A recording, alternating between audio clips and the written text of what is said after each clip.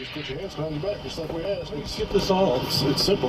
This 66-year-old dementia patient loves to go shopping at Walmart with his wife, but on this occasion he got separated from his wife and then absolutely mistreated in a disgusting manner by the employees at Walmart. Store policy. You say that word.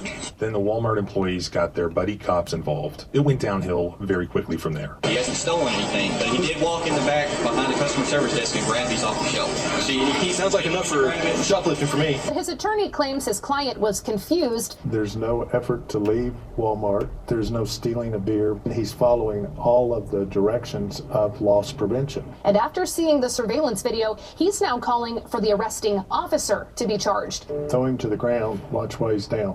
1, 2, 3, 4, 5, 6. The cops then wrongfully arrest him, they slam him onto the ground, and they beat him, one cop punching him 6 times. You're under arrest. That's why I said no. Yeah, absolutely. I'm not taking these off of you until you get into outside the jail. Do you want me to put you in there, or do you want to get in there yourself? Meanwhile, his wife is shopping in a store and has no idea. Even though the cops later realized this guy was an innocent dementia patient, they and prosecutors tried to convict this innocent man and cover up their misconduct. But fortunately, this guy's lawyer discovered the truth, and now he's putting it out there. He provided me with all the evidence showing that they lied, and you can help by sharing this footage far and wide, because it's not over yet.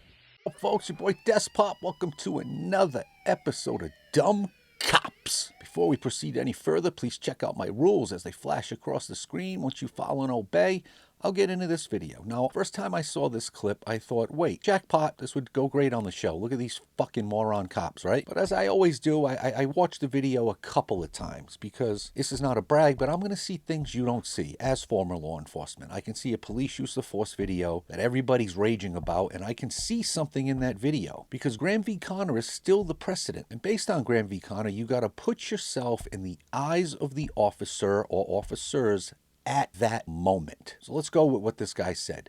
Dementia. Are these cop doctors? Is it upon these cops to know this guy has dementia?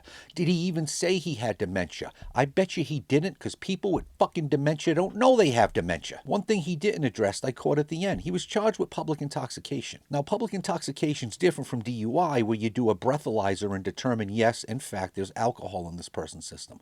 Public intoxication is based on observation, smell.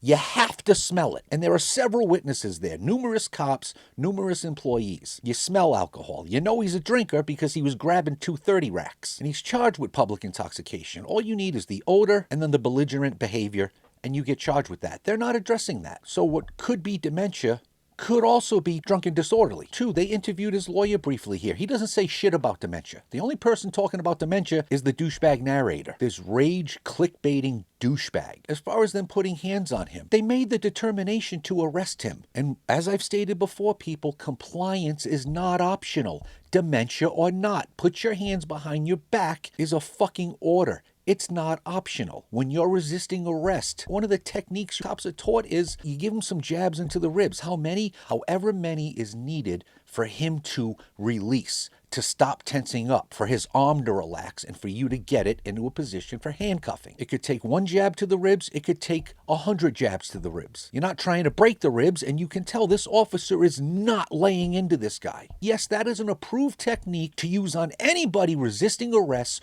regardless of their mental health capacity. He says the Walmart employees called their buddy cops. Folks, let me tell you something. No employee of fucking Walmart has a buddy that's a cop. I don't care where this is. At the end, you can see the guy's name. It's John Hardwick. I found it. But back to the buddy cops thing. Let me tell you something. No matter what municipality you work in, if you have a fucking Walmart in your city, in your town, on your specific car post, it's the worst fucking car post in your area, because you can't even take lunch breaks if you have a Walmart on your car post. Cops fucking hate Walmart because we spend an entire 8-hour shift going back and forth. If it's not shoplifting, it's a bunch of degenerates fist fighting in an aisle, both of whom jumped out of the store provided motor scooters. Right? You were handicapped until somebody upset you, and now you're Jimmy Superfly Snooker. Fucking bullshit. We hate it. And we hate loss prevention. Why do we hate loss prevention? Because their policy is to call you the second they see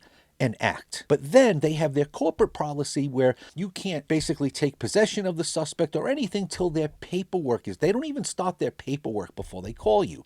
You got to sit there in that office with them and the fucking suspect for like an hour. They do their version of the report, which is in like fucking triplicate.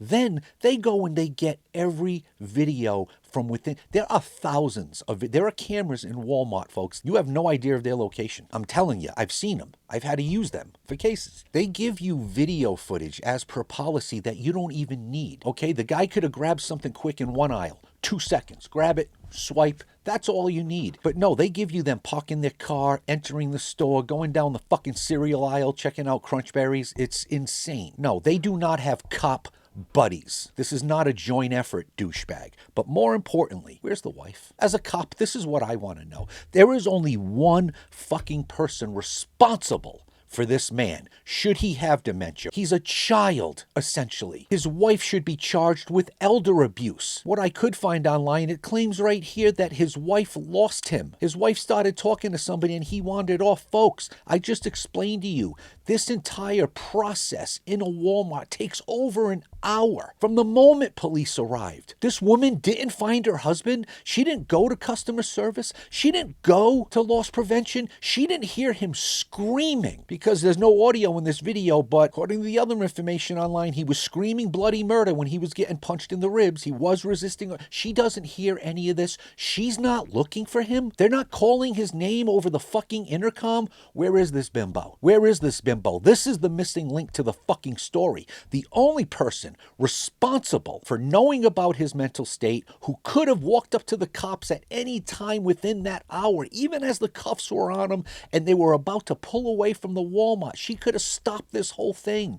Oh, I can explain what's happening here. Yes, he might be drunk as a skunk, which this guy left out. He was charged with public intoxication. He's got severe dementia. I can prove it. He probably forgot his wallet, which he did. What this guy leaves out was part of this process was he was trying to take the beer without showing an ID. And yes, in most fucking places, people would have saw he was 100 years old and given him the fucking beer, but Walmart was strict to their policy. Can't get the fucking beer without showing your ID. He was belligerent. That's what kicked this whole thing off, folks. I beg you folks to just ignore this bullshit or know what to look for and do your own research. We have plenty of retard cops out there destroying this fucking profession. We don't need this rage-baiting, clickbaiting bullshit. These cops did nothing wrong. They go with the information they have at the moment, and what they had was a drunken, disorderly douchebag whose wife was probably watching from around the fucking corner because she probably needed a night off. Apparently, DC Police Chief Pamela Smith is resigning after 2.5 years. Check out this post from Wayne Dupree. Yes,